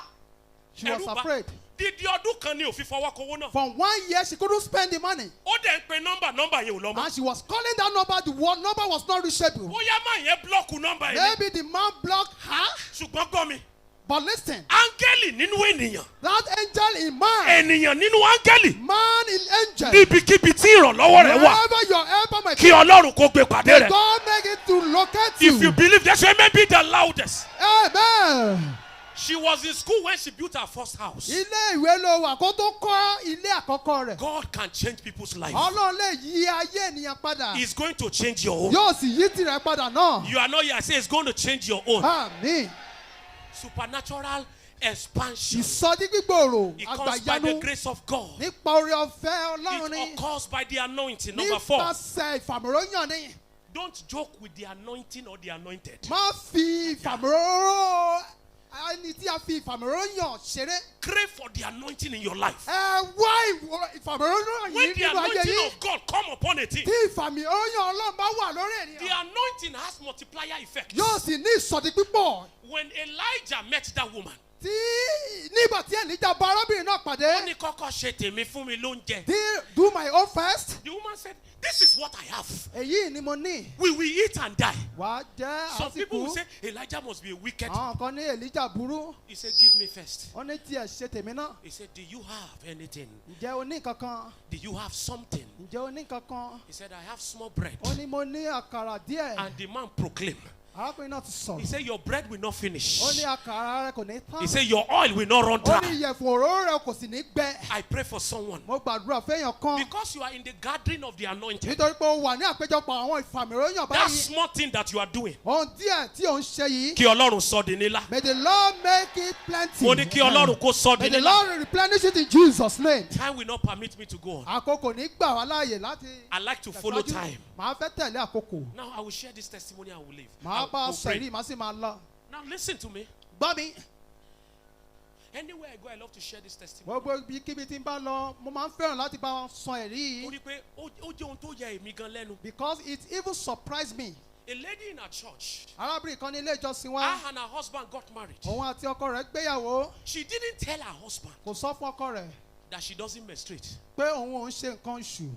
When they got married, Nígbà tó ń gbéyàwó yìí, she told her husband, ó sọ fún ọkọ rẹ̀. ó ní mi ìfẹ́ mọ́ bínú mi, I don't want you to leave me. Don't be angry. I didn't tell you because I And don't the want you to brother came leave to me. me. Arákùnrin náà sì wá bá I mi. said, see what has happened. Wọ́n tó ti ṣẹlẹ̀. I'm in trouble. Mo ti gbé. My wife does not menstruate. Aya mi ò ń ṣe nǹkan oṣù. How do we have babies? Báwo ni a ò ṣe bímọ? Mo wá béèrè ìbéèrè kan lọ́wọ́ ẹ̀. I asked him a question. Mo ní, did you hear God? Ǹjẹ́ ẹ gbọ́ láti ọ̀dọ̀ Did Ọlọ́run? God told you she's your wife? Ǹjẹ́ Ọlọ́run sọ fún yín pé ìyàwó yín ni bí? Ó ní ìyẹn òótọ́ ni Ọlọ́run sọ. Truly God told me I so. say leave it with God. Ẹ fi lẹ̀ pẹ̀lú Kò Ọlọ́run. sí ọ̀dọ̀ dókítà tí wọ́n dé. Wọ́n ra oògùn went to in hundreds numerous of thousands. doctor. In hundreds of thousands. Wọ́n lọ bí àwọn dókítà o. One day I Ní was ọ̀pọ̀lọpọ̀. praying early in the morning. Ní òwúrọ̀ ọjọ́ kan mò ń gbàdúrà. And the Lord said to me, Olúwa sì sọ fún mi. ó ní sọ fún àwọn fọlọ́run ṣọ́. Tell these people, Don't let them not take drug again. kọ́ má ṣe lo oògùn mọ́. Mo fẹ́ gbògo lórí ayé. I want to take all the glory in their life. When I heard it, I was scared. Nígbà tí mo gbọ́ ẹ̀rù bà mí. Now, when I hear God, I don't joke. Nígbà tí n bá gbọ́ Ọlọ́run mi ò ń ṣeré. Immediately I called the husband early in Lọ́gọ́ mo the sáré morning. pọ ọkọ lówùúrọ̀ kùtù. Mo ní, hear what God told me. Gbọ́ ohun tí Olúwa sọ fún mi. Olúwa ní ẹ gbọ́dọ̀ lo oògùn mọ́. God said you should not use any drug again. On your wife, he wants to take glory. Pé lórí aya rẹ̀ ó fẹ́ gba gbogbo ògo. Ó ní dáàdi aṣẹ̀ṣẹ̀ rẹ̀ oògùn almost Daddy, we 70,000 ni. just bought a drug now. Mo ní ẹ lọ dànù. I told them to go and Olúwa ní ẹ mọ́ lóògùn ó fẹ́ gbogbo. dispose it. You know, as a prophet, Gẹ́gẹ́ bí wòlíì, there are prophecies you will say, even you yourself will not be arrested. àwọn àsọtẹ́lẹ̀ kan wà tẹ́ máa sọ tó jẹ́ pé ò ní ní ìsinmi. So I went to God and said, God, ìwọ ló ní sọ. I told God that God, you are the one that told me to say so. Every afternoon, I began to pray. gbogbo ọ̀sán ni mò ń gbàdúrà. I said, God, they must have a child. Ọlọ́run wọn gbọ́dọ̀ lọ́mọ. Because I know you spoke to me. Torí pé mo mọ̀ pé ó bá mi sọ̀rọ̀. Ọjọ́ kan lọ́sàn-án. One day in the afternoon. As I was mentioning her name in prayer. Bí mo ṣe ń dárúkọ ẹ̀ nínú àdúrà. He listened to what I heard. Gbọ́ ohun tí mo gbọ́. Sọ ọmọ náà lórúkọ. Name the child. The Lord said I should name the child. Olúwa ní kí n fún ọmọ náà ní orúkọ. So I said lórúkọ bàbá. Lórúkọ ọmọ. By the name of the Mo God sọ of ọmọ the náà Father, ní the God of the Ayọ̀ Son, the God of... Fọlọ́runṣọ́. That is the name. And I left it. Mo sì filẹ̀ A bẹ́ẹ̀. few weeks later. Láàárín àwọn ọ̀sẹ̀ díẹ̀ At the sí middle of the night. ní òru. My wife woke me up. I was scared. Aya mi jí mi lóru. She Ẹ̀rù said gan bà something mí. has happened. Ó ní ìṣẹ̀lẹ̀ ti ṣẹ̀. I said, what happened? Mo ní kí ló She ṣẹlẹ̀. said, Mrs. Fọlọ́runṣọ́ just called me. Ó ní arábìnrin Mo ní yìí ṣé pè o mí sí. Ó I ní- don't what happened? Ó ló ń ṣe òun bí ìgbà pé òun fẹ́ rí nǹkan oṣù. I'm feeling as if I want to see my period. Ó ní irun ń rò òun. I'm having this stomach Ó cramp. lẹ́mi Ọlọ́run wá sọ pé ó ṣe pregnancy test. The Holy Spirit told her to go on. Ó lóun wá wò pé For how pregnancy can I test? do pregnancy test? I have not seen menstruation. Báwo ni máa ṣe ṣe àyẹ̀wò tí oyún láì ní nǹkan oṣù? Àwọn test kits táwọn obìnrin máa ń lò. Those test kits Ló bá that ní those anyhow, women let me go are and do using. it. Ló bá mu wọnú bedroom. She entered her bedroom. Ló bá ṣe pregnancy test. She did the pregnancy test by Ló bá herself, doyún. and it was pregnant. She could not wait till in the morning. Kò lè dúró de òwúrọ̀. She called my wife. Ó pe aya mi. Ọkọ ẹ̀ ní jẹ́ ká lọ ṣe testing. Her husband told her, let us go to He could hospital not for test. believe it. Kò lè gbàgbọ́. Ìgbà tó dé hospital. When they got to hospital, Our mothers will bear witness àwọn ìyá wa lè jẹ́rìí. that when you get to the Pé hospital, tẹ́ bá dé ilé ìwòsàn, you want to do pregnancy tẹ́ test. fẹ́ ṣàyẹ̀wò The oyún. first thing they will ask you, Ohun àkọ́kọ́ tí wọ́n yóò when béèrè. last, Ìgbà wo? when last Did did you see? lẹ rí nǹkan oṣù yìí Ìgbà gbẹ̀yìn? tí doctor béèrè lọ́wọ́ ẹ̀. When the doctor asked this Ó ní, question, I don't used to see it. mi ò kí ń rí nǹkan oṣù. Ẹgbọ́n kan tí doctor sọ. He said, medically, madam, you can't be pregnant. Doctor ní It is nǹkan impossible. tí But listen, ológun. there is a ẹ ò lè knowledge lóyún. beyond science. Ṣùgbọ́n ọgbọ́n kan wà tó ju There's àwọn a onímọ̀ knowledge ìjìnlẹ̀. beyond medical science. Òye kan wà tó ju There's òye a àwọn onímọ̀ power. ìjìnlẹ̀. There's a power that corrects medical science. Agbára kan wà tó ń ṣàtúnṣe onímọ̀ ìjìnlẹ̀. And the woman said, just do it. Ṣebí mi mo fẹ́ sanwó. Arábìnrin náà ní just do whatsoever you want to do. When they did the test, Nígbà tí wọ́n ṣàyẹ̀wò they yìí, confirmed her pregnant. wọ́n rí i pé oyún ń bẹ ń bẹ. She went for scan after 3 months. Ó lọ ṣàyẹ̀wò lẹ́yìn oṣù mẹ́ta. The doctor said, madam, Dókítà ní go arábìnrin home. If you have not Ma been lọlé. seen on menstruation, you can't be pregnant. tí ẹ ò bá rí nǹkan oṣù ẹ ò lè lóyún. While he was scanning her stomach, Nígbà tí ó tún wo inú he rẹ̀. said, madam, you Arábìnrin say you don't see your ẹ dẹ̀ menstruation, ní ẹ ò rí nǹkan oṣù. but your baby is jumping. Ṣùgbọ́n ọmọ yín ń ṣe déédéé. Listen to me. Gbọ́ mi, What seemed impossible in your life, ohun tó dàbí kò ṣeé ṣe the nínú God ayé of yín. possibility is here today. Ọlọ́run ṣiṣẹ́ wà ń bí lónìí. The Bible says, Tó sọ pé sorrow may last for a night, ìbànújẹ́ lè dúró but dalẹ́. joy Ṣùgbọ́n ayọ̀ comes in the ó morning. ń bọ̀ lówùúrọ̀. When the Lord turned the captivity of Nígbà Zion, tí Ọlọ́run yí ìgbésẹ̀ they wọn were like padà, they wọ́n dàbí àwọn tó ń that lọ̀lá. dream. Àwọn tí wọ́n ń lọ̀lá. And they said, Wọ́n sì wí pé for the Lord nítorí Olúwa has done ó ti a sọ great thing. gbogbo ohun ńlá fún wọn. The last verse says, they that Ẹsẹ̀ tó sow kẹ́yìn. in tears, Gbogbo àwọn tó fomi jẹ́ fúrúgbìn. they that sow in tears, Gbogbo àwọn tó fomi jẹ́ you fúrúgbìn. wept in the corner of your room Ẹ ń sunkún ní ìkọ̀kọ̀. when no one was seeing you. Níbi tí kò sẹ́nikẹ́ni tó The rí. Bible said they will come back, Bíbélì ní wọn yóò padà wá. reaping and rejoicing. Wọ́n yóò sì wá máa yayọ̀. Before this time next year, Ká tó rí àkókò yìí ní Stand ọdún up, tó everybody. bọ̀. Ẹ gbéra ńlẹ̀ kí ẹ when dìde. we'll be gathering like this, Nígbà tí yóò tún máa péjọpọ̀ báyìí. your testimony will be the biggest. Ẹ̀rí yín ni yóò tóbi jù. Amen. You are not here. I say your testimony will be the biggest. Ẹ̀rí yín ni yóò tóbi jù. Listen to me. Gbọ́ mi, It changes life. ó yí ìpín padà. A name has been given unto him A ti fún wa ní orúkọ kan. that is above all names. Lójú gbogbo orúkọ lọ. That at the name of Pé ní Jesus, orúkọ Jésù Kristì. every knee should Kí bow gbogbo ikú máa and wọlé. every tongue should Kí confess. gbogbo àwọn sì máa jẹ́wọ́. Now, with that name today, Pẹ̀lú orúkọ náà lónìí. is the authority to a supernatural expansion. Are you going to use the name of Jesus? Gbogbo mi. Tó bá wà níbi tó ti mọ Jésù, If you are here today and you don't know Jesus yet, using the name of Jesus might be like an hypocrisy. Using the name of Jesus can be like an hypocrisy. lílo orúkọ Jésù ó lè dàbí ọlọ̀tẹ̀. Ó ti lè pẹ́ tó ti ń wá church. It might be long that you have been coming to the church. Listen to me. Ṣùgbọ́n gbọ́ mi, And you have not met Jesus. There are a lot of people who have spent their life coming to church. ọ̀pọ̀lọpọ̀ àwọn ènìyàn ni wọ́n ti jọ̀wọ́ ẹ̀mí wọn lẹ̀ láti wá sílé ìjọsìn. I was born by a prophet. A bí mi nípasẹ̀ wòlíì. Akọrin mo dàgbà sí. I grown up in the I choir. For many years, I didn't know Christ. Fún ọ̀pọ̀lọpọ̀ ọdún mi ò mọ Kristi. We were doing church. À ń ṣe ìjọsìn. Kájọjó kájọyọ̀. We were just dancing and rejoicing together. Until one day I met with him. Àfi ìgbà kan ọjọ́ kan On tí mo bá the pàdé. 19th of February 1999, he changed my life. Ní ọjọ́ tí a dárúkọ yìí, ó sì yí ayé mi Kò padà. sírú àdúrà tá a gbà fún ọ bí tó o bá mọ Jésù asán ni. There is no prayer that we can render unto you today. If you don't know Jesus, it is in vain. Give me a card there, please. Bí a bá ń joyin, bí a bá ń jadùn, bí a bá ń fi tewúrẹ́ jẹ ká. Don't forget. Ká má gbàgbé pé àtìkó làjẹ́ láyé. Adùnwó ló wà láàyè òṣì. Ayé òróró tó dàpọ̀ mọ́ oyin. Ayé tẹ̀sù pẹ̀lú iṣẹ́ ọwọ́ rẹ̀ gbàjọba ayé tí kò lérè. Tí kò lóhùn. Ó ní bó o lówó, o láyọ̀. Bó o bímọ, ayọ̀ rẹ̀ ò tó. Bó o lọ́lá. Àfi tó o bá gba bàbá láyé nínú ayé lọ. Listen, listen, listen to me. I urge you. We are going to pray intensively. A ó gbàdúrà kárakára. But before we pray, Wọ́n kí a tó gbàdúrà. tó o bá wà bí tó o ti mọ Jésù, If you are here and you have not received Jesus yet, ìwọ ni mò ń bá wí lọ́wọ́lọ́wọ́. I'm talking to you Torí ibì kan wà tó dùn ju bí lọ. because there is one place that is more sweeter than here. O lè lówó láyé, You might have money on earth, kó o kọ́lé, build houses, ṣùgbọ́n wàá fi ayé sílẹ̀. but you will leave this world. Can I have a card there? Síónì o ìlú ayọ̀, Jerusalem. Come on, sing with me. Ìlú ògo. Hey! Àfìgbà tí. Hey! Ojú mi bá rí. Dádì, wọ́n lè gbàgbé. Gbogbo ìyà tí mo jẹ. A ó pa wá lára dà. A ò lè wá ládé ògo.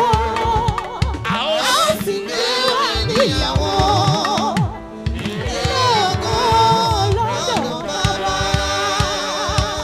Tó o bá bá wọn ṣèjọ láyé tó ṣe lọ́run ó wá láyé asán. Ó bá wọn kọrin láyé ó kọ́ lọ́run ayé asán ni. You sang with them in this world and you Ó ń couldn't gbọ́ sing mi with them lénìí in the níbikíbi tó bá heaven. wà. It is just in vain. Ó tí ì bá Kristi pàdé. Wherever you might be, you haven't encountered with Jesus. Torí tiẹ̀ lọ́lọ́run ṣe rán mi wá. It is because of you God brought me here. I told you for how long I was in church I didn't know Christ. Fún ọ̀pọ̀lọpọ̀ ọdún tí mo wà nílé ìjọsìn tí mi ò mọ Jésù. I'm a member of the CNS church. Ọmọ ilé ìjọsìn Kérúbù ni mí. Yes. For long, Fún ọ̀pọ̀lọpọ̀ we ọdún, were clapping and singing, à ń pa àtẹ́wọ́ a sì ń kọrin prophesying. tí à ń sọ àsọtẹ́lẹ̀. But I didn't know Christ. Ṣùgbọ́n síbẹ̀ mi ò mọ Kristi.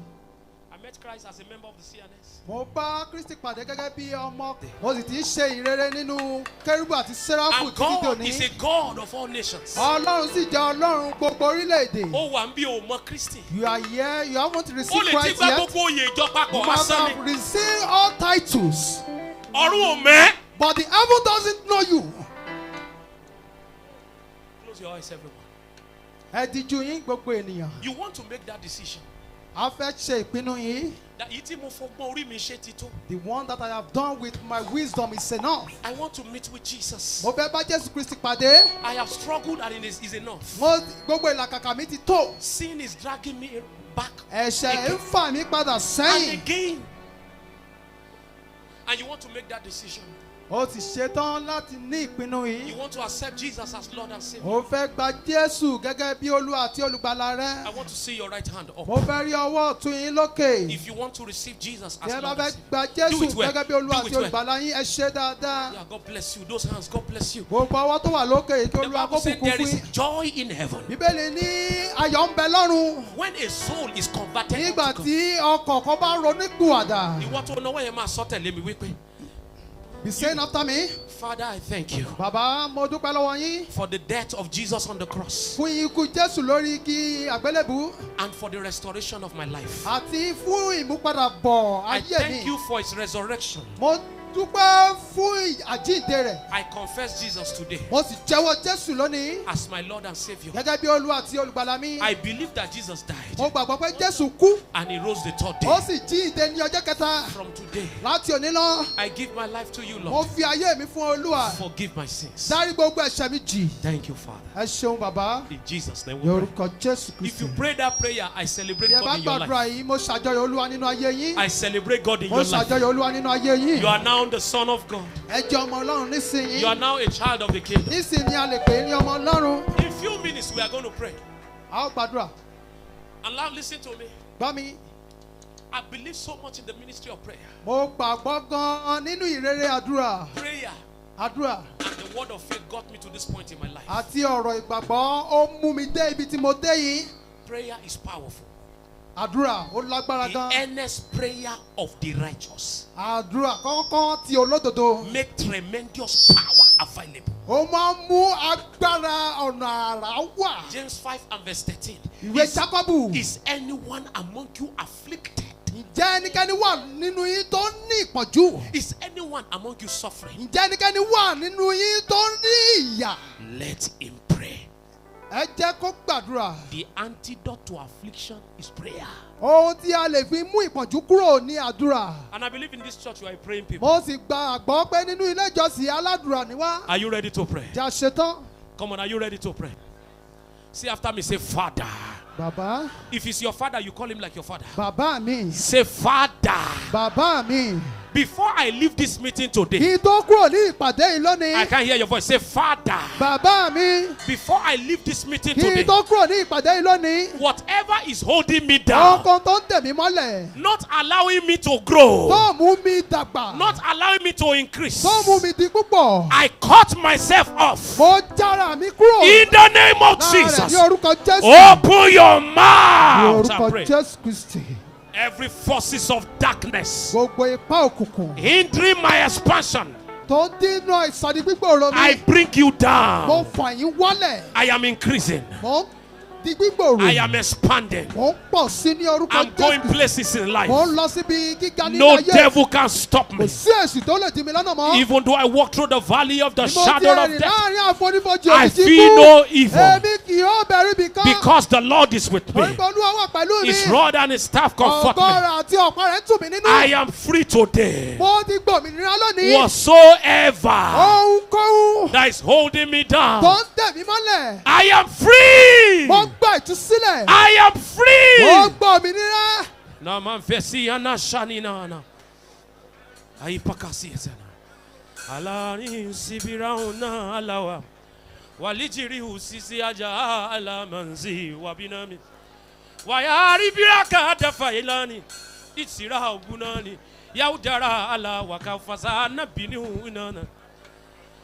In Jesus' mighty name we pray. Jésù Kristi ká gbàdúrà mi. Listen to me. Gbọ́ mi As you are praying, bí ẹ ṣe ń gbàdúrà.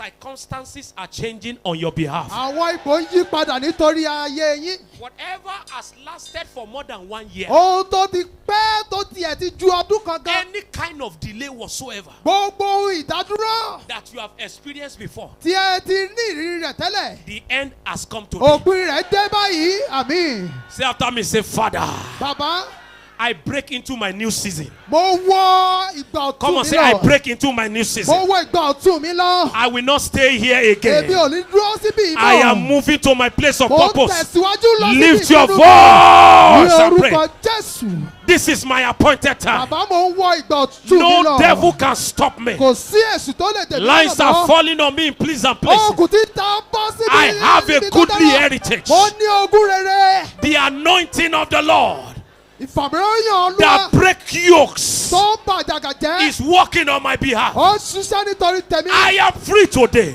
Mo ti bọ́ lónìí. I am free today. Mo bọ́ lónìí. I am free today. Mo bọ́ lónìí. No evil can stop me. Kò sí ibi tó lè No dá devil dúró. can stop me. Kò sí èṣù tó lè dá My dúró. life is changing. Ayé mi ń yí padà sí My rere. life is changing. Ayé mi ń yí padà sí My rere. expansion has come. Ìsọdi pípọ̀ mi ti dé. My increase has come. Ìsọdi pípọ̀ mi ti dé. It is my season of abundance. Àkókò ọ̀pọ̀ mi rèé. Devil, you are a liar. Sátánì òpùrọ́ ni ọ́. You are not holding me down again. O ò tún dẹ̀ mí mọ́lẹ̀ mọ́. You are not holding me down again. O ò tún dẹ̀ mí mọ́lẹ̀ Is mọ́. somebody praying here? Jẹ́ èèyàn kan gbàdúrà mi. Use your mouth. Ẹ lu ẹnu yín. You are a prophet of your life. Ẹ jọ́ wòlíì ara yín. Pave your way with your mouth. Lànà pẹ̀lú ẹnu rẹ. I cannot be hindered. A ò lè dí mi lọ́nà mọ́. They can't stop me. Wọn ò lè dá mi dúró I mọ́. am moving to my place. Mo ń tẹ̀síwájú lọ síbi gíga mi. My season is now. Ìgbà ọ̀tún mi ti dé My báyìí. season is now. Àkókò mi ìsín Lift ni. your voice and pray like Pẹ̀lú that. ẹnu rẹ gbàdúrà.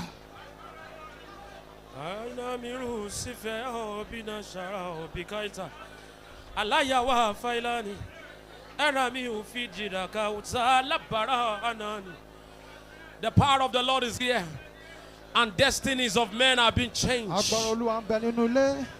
The power of the Lord is transforming destiny. Ó ń bẹ nínú ilé. In Jesus' Ní orúkọ Jésù mighty Kristi. name we pray. Àmín. Listen to what God told me He's going to do in this meeting. Ohun tí Olúwa sọ fún mi pé òun yóò ṣe nínú The ìpàdé Lord yìí. said I should tell everyone Olúwa ní kí n sọ fún gbogbo ènìyàn. who is here with any kind of sickness. Ta ló wà bí pẹ̀lú oríṣiríṣi àìsàn? The Lord said I should announce to you, Olúwa ní kí n polongo fún ọ. you are going home healed today. Ó lọlé pẹ̀lú ìmúláradá lónìí. The Bible says He sent His word. Bíbélì ní ọ̀rọ̀ rẹ̀ jáde. His word healed Ọ̀rọ̀ them rẹ̀ sì mú wọn láradá. and delivered them from their Ó sì tú destruction. wọn sílẹ̀ kúrò ní gbogbo ìgbèkùn wọn. Wherever you have ailment, Gbogbo ibikíbi tí ẹ ti ní àìsàn. can you lay your hands on it? Ǹjẹ́ ẹ lè gbọ́wọ́ lé? When is God healing you? Nígbà tí Ọlọ́run Talk to me. wò yín When is sàn. God healing you? Ìgbà wo Ọlọ́run wò yín sàn? Today. Òní. Now, God bless you. Nísìn. When is God healing you? Àkókò yìí ni. Now listen to me. Gbọ́ mi. I'm going to lift my voice and you will say this prayer after me. Èmi yóò gbóhùn mi sókè ẹ ó sì Say, gbàdúrà my ìtẹ́lẹ̀ body mi. is the temple of Sọ God. pé àgọ́ mi di àgọ́ Ọlọ́run. Every plant of the enemy, Gbogbo irúgbìn àwọn ọ̀tá. leave my body. Fi àgọ́ ara mi sílẹ̀. Leave my body. Fi àgọ́ ara mi sílẹ̀. Leave my Fi bones. àgọ́ ara mi sílẹ̀. I am here. Àbó ti jẹ́ ní Lift ìwòsàn. your Ní voice. and orúkọ pray. Jésù. Wherever there is Gbogbo ẹ̀yà sickness, ara mi di àgọ́ let Ọlọ́run. cancer leave. Gbogbo irúgbìn Let àìsàn. diabetes Tó leave. ń bẹ ní àgọ́ ara mi. Every Fi form of ayé mi ailment, sílẹ̀ báyìí ní orúkọ leave right Jésù. now. Fi ayé mi sílẹ̀. Leave right now. Fi ayé mi sílẹ̀. All sicknesses, Fi ayé mi sílẹ̀. all diseases, leave these bodies. Leave these bodies. Leave these bodies. Whatever the Lord has not planted, Ohunkóhun tí Olúwa ò bá gbìn. the whatever my Father in heaven has not planted, Ohunkóhun tí bàbá mi lọ́run ò it gbìn. shall be uprooted. Ni a ó fà tú. Now! Nísìnyí. Now! Nísìnyí. Out! Jáde. Cancer! Àrùn Out! jẹjẹrẹ jáde. Diabetes! Out! Àrùn ṣúgà jáde. Out right now! Jáde báyìí. Arthritis, get out of my body. Jáde kúrò lára mi. You don't belong here. Ó wà láti My wà bí. body is the temple of God. Àgọ́ ara mi. Pain, Ọlọ́run leave ni. me today. Fi mí sílẹ̀ báyìí. Leave me today. In Jesus' mighty name we pray. Ní orúkọ Jésù Kristi I àgbàdúrà. declare over everyone here. Mo sọ tẹ́lẹ̀ lórí gbogbo èèyàn tó ń bẹ How many bí. of you believe Mélòó nínú yín tó gbàgbọ́? that God has capacity to heal you now? Olúwa ní ipá láti wo gbogbo yín sàn. I declare over Mo everyone here sọ tẹ́lẹ̀ lórí gbogbo yín who have any kind of infirmity. tó ní gbogbo oríṣiríṣi àìsàn. You are free from today. A tú yín sílẹ̀ lónìí. If you are the one I'm praying for, let your Tó amen bá be jẹ́ the ìgbà tó loudest. bá kú. Àmín. Let cancer die. Kí àrùn jẹjẹrẹ dòkú. Let arthritis Kí die. àrùn dòkú. Let diabetes die. Àrùn ṣúgà dòkú. Whatsoever is troubling your health, Ohunkóhun tó bá ń da ìlera yín that has láàmú. taken away your peace, Tó ti gbà àlàáfíà yín lọ. you can't sleep until you take drugs. Ẹ ò lè sùn láì lògùn. You will sleep like a baby from Ẹ ò tonight. sùn gẹ́gẹ́ bí ọmọdé lónìí. In the name of Orúkọ Jesus, Jésù. I prophesy over your life. Mo sọ tẹ́lẹ̀ lórí ayé yín. Whatsoever Ohunkóhun that the enemy has planted, tí àwọn ọ̀tá ti gbìn scattering your life, tó ń tú ayé yín ká. they are destroyed today. A bàjẹ́ lónìí. In the name of Orúkọ Jesus. Jésù Kristi. Listen to number 2. Gbọ́ ìkejì.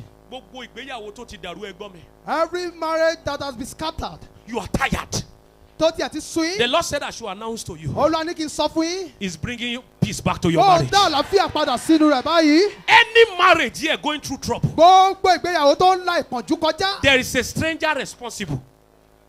there's a stranger responsible. Àlejò kan wà tó ń fa gbogbo wọ̀nyí. Psalm 18:45. Ìwọ orin Dáfídì. Ó ní àyà yóò pa àlejò. That the strangers Àkáyé shall be ó afraid. ní wọ́n á fi ìbẹ̀rù jójó. That by trembling Ó ní wọ́n á ṣe kí ni? they will go out Listen, from their hidden places. your own might not be marriage. Ìrẹ́lẹ̀ máa jẹ́ ìgbéyàwó. It could be your business. Ó lè jẹ́ ti òwò. But strangers are living today. Ṣùgbọ́n àlejò ń jáde lónìí.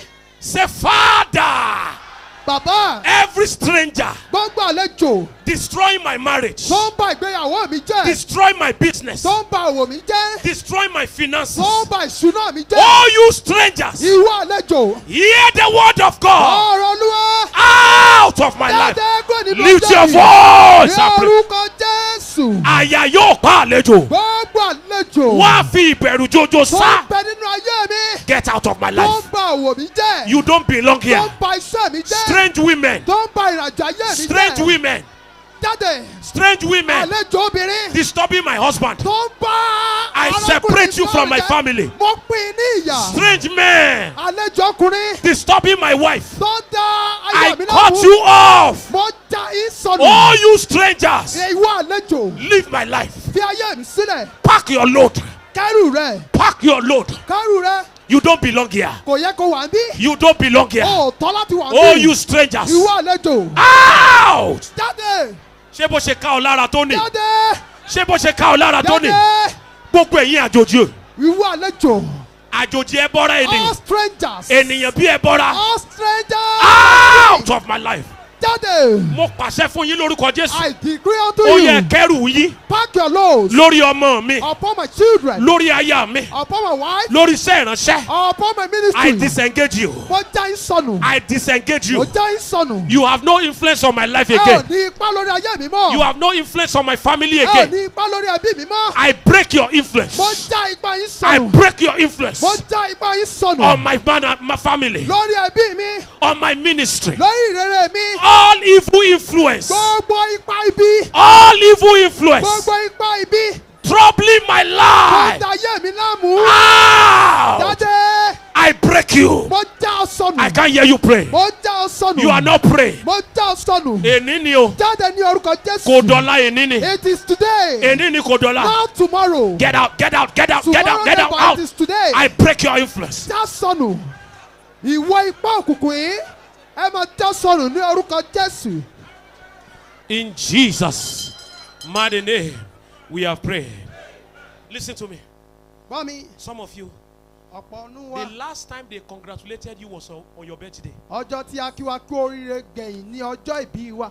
Ohun rere wù ọ́ ṣe kì í ṣe pé kò wù ọ́ You ṣe. wish to celebrate good things. But it's only on birthday that people Ṣùgbọ́n congratulate you. ọjọ́ ìbí nìkan ni àwọn èèyàn máa ń kí Ọjọ́ ọ kú birthday oríire. yẹn gan ẹlòmíì ò tiẹ̀ rí tiẹ̀ rò. Though on that birthday self, some people don't even remember you. Ṣùgbọ́n kó tó di ìwòye ọ̀la. But before tomorrow, Mo ní kó tó di ìwòye before ọ̀la. this time tomorrow, A good news is hitting your house. ìròyìn ayọ̀ ń wọnú ilé rẹ̀.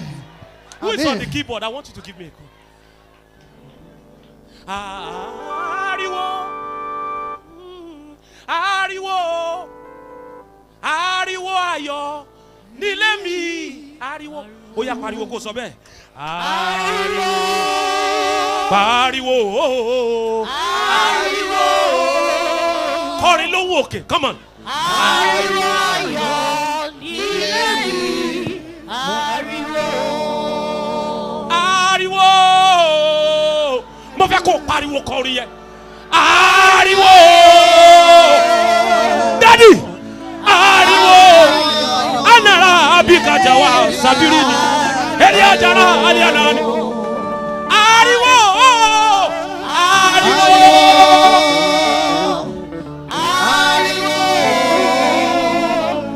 Ariwo ayọ̀. Ẹ gbọ́, anywhere tó bá ti pariwo, Wherever we shout, nǹkan méjì ló ṣẹlẹ̀ ńbẹ̀. it is two things that have It's happened. either kí wọ́n pariwo It ìbànújẹ́ is either shout for àbí kí inú sorrow wọn máa dùn. or they are rejoicing. Kó tó di ìwòye ọ̀la. Before this time tomorrow, No, it's too far. Before we leave this meeting, Ní àti àtọ́ kúrò ní ìpàdé yìí. ariwo ayọ̀ kó sọ nínú ilé rẹ̀. May the noise of joy come into your coast. Amen. Gbogbo ibi tí ìdákẹ́rọ́rọ́ ti wà. Wherever there has been silence. Tó ti wọ̀ kó o jáde kó o That kọrin. you wish to go out and sing. Ṣùgbọ́n tí ọ̀tá ò gbà ọ́ That láyè. the enemies are not giving you any Mo chance. sọ tẹ́lẹ̀ lórúkọ I Jésù. am the queen. In the name that is above all Ní names, orúkọ tó ju gbogbo orúkọ lọ. you will shout for A joy. ó pariwo fún ayọ̀. If you will have to cry this year, Tábà nílò láti ké nínú ọdún yìí. it will be a cry of Yóò joy. jẹ́ kó ayọ̀. You can't hear me. I say if tears will have to Tó come bá out of your jẹ́ eyes, ẹ̀gbọ́n dandan fún wa láti sọkún nínú ọdún it yìí. will be tears of Yóò jẹ́ kó joy. ayọ̀. Pray this one more prayer as I prophesy Gba over àdúrà you. yìí kan náà. Say every prophecy I have heard. Wà á ní gbogbo àsọtẹ́lẹ̀ tí mo ti gbọ́. Oh my God, there are many of you are tired of prophecy. Ọ̀pọ̀lọpọ̀ yín àsọtẹ́lẹ̀ kan ti sú yín. Tí wòlíì bá ti dúró wájú ẹ̀ wá ní ẹ Wọ́n mọ́ sọ̀rọ̀ mọ́. don't You are talk tired. again. Torí pé ó ti sú yín.